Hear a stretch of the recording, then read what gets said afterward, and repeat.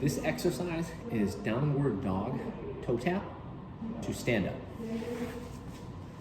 So you start in the push-up position. We elevate our hips into downward dog.